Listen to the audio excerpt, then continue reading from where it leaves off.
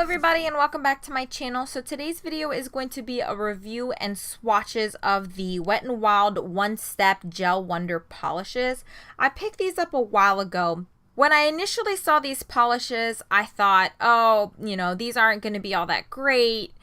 Even though Wet n Wild polishes do have a nice formula, I have tried the Mega Last or the Mega something polishes from the Wet n Wild brand before. I've been seeing a lot of these polishes that claim to be like a no light gel polish, to have like a gel like finish. Like Sally Hansen has a brand, and there's a couple of companies that have come out with polishes like that, and I've tried them and I didn't like them.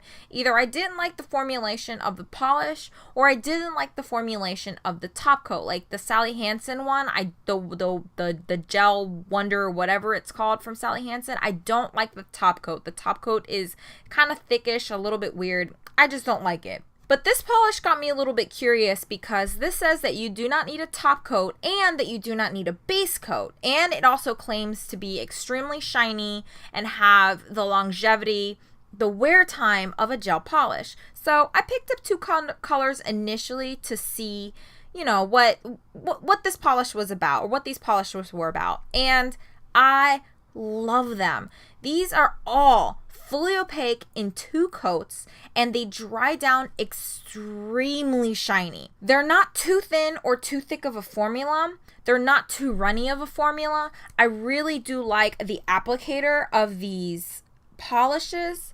So that's what the brush looks like. It's not too thin or too thick of an applicator, and as you guys can see, like, it's not too runny of a formula. It's runny enough or you can easily spread out the polish. It's thick enough where you can build the polish up, but it doesn't have like a typical nail polish smell. In my opinion, it doesn't quite smell as strongly as nail polishes. I really do like this. As long as wear test, I did wear these for a full week just to test out how long it's going to wear, which is really rare for me because I normally only wear polishes for a couple of days, maybe 2-3 days.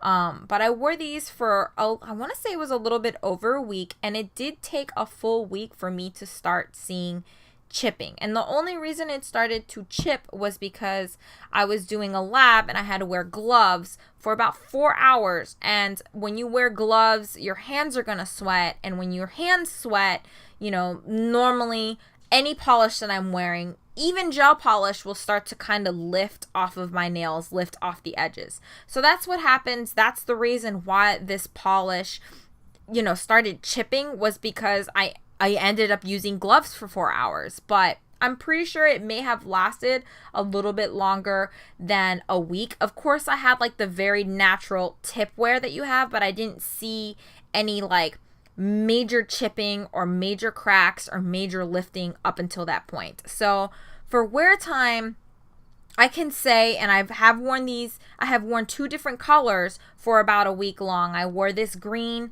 and then a blue, and both of them wore for about a week. So I can say wear time, these really do wear as long as a gel polish. At least on me, gel polishes do not last for more than a week. I don't know who says that they can last for 2 weeks. The only time I've ever seen them last for 2 weeks is on artificial nails. Like, you're still going to get some lifting and peeling with gel polishes. Like I said, at least this is in my personal experience, at least on me, I have very oily nail beds. So even gel polish doesn't last for 2 weeks on my nails. So I'm going to go through and show you guys all of the colors that I have, just in case you are interested in purchasing these, because I know that not every like drugstore or not every store that carries the Wet n Wild line has a full range of these. These are available on the Wet n Wild website, and there's a couple of colors that are either exclusive to the website or they're brand new. They've just released them, so they haven't been released in stores yet, but they're available on the website. So hopefully if you guys are interested in some of these polishes, these swatches can help you out. But I wanted to start off with the review for those of you who are interested in how these wear. So I give these 100% my stamp of approval. I really, really do like these polishes. So the first color that I have here is Wasa-be With You, and this is essentially just like a mint pastel green. I would say it's a little bit brighter than a mint pastel green, but I really do like this color. The color is a little bit lighter. In the actual color is a little bit lighter than what you see in the bottle, so don't be deceived by what you see in the bottle. It is not as bright as what you see in the bottle. The next one is called Cyantific Method, and it's cyan as in the color cyan, not science. And this is a little bit darker than like a robin's egg blue. It definitely has a little bit more pigmentation than like a robin's egg blue. It's a little more muted, a little more dusty, but it does, I don't know exactly how to describe this color. I believe there was a color from Zoya called Dory, and the color is very, very similar to the Zoya Dory color, if you guys know what color I'm talking about. But gorgeous color, 2 coats to be fully opaque. Again, actually all of these are 2 coats to be fully opaque. So the next one is called Peri-wink-le Of An Eye, and again, it's a little bit lighter than what you see in the bottle. And this is a very, very nice periwinkle. I would say it has a little bit more purple than your traditional periwinkle, but it's still a very, very gorgeous color. And even though it's like a lighter color, it still only takes 2 coats to be fully opaque. The next one I have here is Lavender Out Loud, and in the bottle it's going to look a lot more darker than it is in person. And this is, I don't want to say necessarily it's a lavender. In my opinion, lavenders are a little bit more washed out. This is a little dustier than your and a little more pigmented than your traditional lavender. So it definitely has a lot more mauve in there. It definitely has, you know, a lot more of those like deeper purpley plummy colors. So I wouldn't necessarily call this a lavender. I feel like a lavender is a lot lighter and would have a little bit more pink than this one. But it's definitely not as dark as it is in the bottle. It's a little bit lighter than a bottle, but not a traditional lavender color. The next color is called by Feluschia, like fuchsia, but Feluschia. And this is a metallic polish. I actually didn't realize that this was going to be a metallic polish. And this is one that it's actually pretty accurate to, the color is actually pretty accurate to what it looks like in the bottle. And I really like this polish. I thought it was going to be really streaky because it's a metallic polish, but it's very, very smooth, fully opaque in 2 coats. And even though it's a metallic polish, the wear time on this is still as good as any of the other colors. So I was actually surprised that, you know, they have a metallic finish in here, because as far as I was concerned when I first saw these, I thought they were all creams, but they actually do have a metallic. I haven't seen any other metallic finishes. This is the only one that I've seen that has that metallic finish. But I really, really do like the formulation of that metallic finish. So the next one is called Missy In Pink, and this is like, it's kind of like that Barbie pink. So it's a little bit like creamier of a baby pink, but it's more of a Barbie pink. So it's a little bit more intense than a baby pink. Again, it's lighter than the color that you see in the bottle. Fully opaque in 2 coats. This is a gorgeous pink. It's a very standard pink polish. But I do like that it's a little bit more intense than just your very, you know, traditional baby pink. It leans more towards like a Barbie pink, but not as super intense as a Barbie pink. And so the next one is called Pardon My Peach. And this is a very gorgeous peachy color, but it has a little bit of pink in there. So it kind of leans a little bit more towards a coral. On the bottle, it looks definitely a lot more peachy orange in on the outside of the bottle, but the polish has a little bit more pink to it. So Flip Flop Fantasy from China Glaze is, you know, a more accurate color range for this. So don't be fooled by the name. This is definitely more of like a peachy pink color. The next color, I actually really like this color, and this is called Condensed Milk.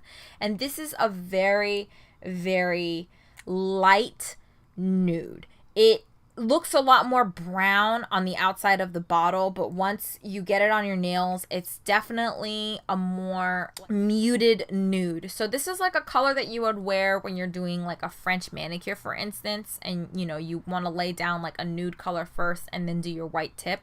This is the perfect color to use if you're going to be doing a French manicure. So again, this is Condensed Milk. Even though it's as light as it is, it still is fully opaque in 2 coats.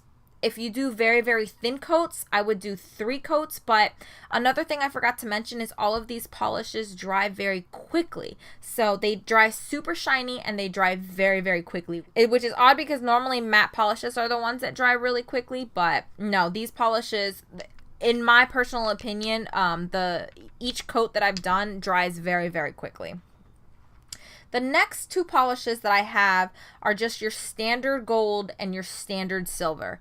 And I wanted to pick these up because I like using these golds and silvers to do nail art. And if I have a polish that it's not going to require a top coat to do nail art, that's perfect. That's exactly what I'm looking for in polishes to do nail art. So the gold is called That Jazzy, and the silver is called the Silver Screen. They're kind of like a metallic foiled gold and silver, like Sally Hansen's Silver Swept, and I can't remember what the gold version of it. They look very, very similar.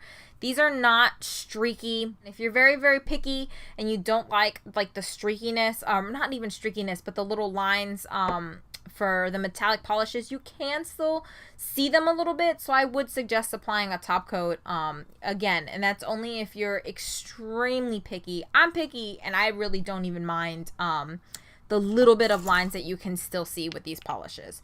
And then the last 2 polishes I have here is your very standard black, which is called Power Outage, and your standard white, which is called Flying Colors. And I love these for nail art, again, because they dry super glossy. I don't need a base coat. I don't need a top coat with these. I wish they were closer to 1 coaters. I can almost get away with just doing 1 coat with these, but these do take 2 coats to be fully opaque. But you know, I still use them for nail art. I still really like the formula of these. And, you know, white and black is something that I do use a lot for nail art. So that's it. That's my entire collection of these. I hope you guys enjoyed this review. Please give this video a thumbs up if you found this video helpful or at least entertaining. I do post a video 3 times a week on Mondays, Wednesdays, and Fridays, so don't forget to subscribe so you get notifications every time I post a video, and hopefully I'll see you guys in the next one. Bye!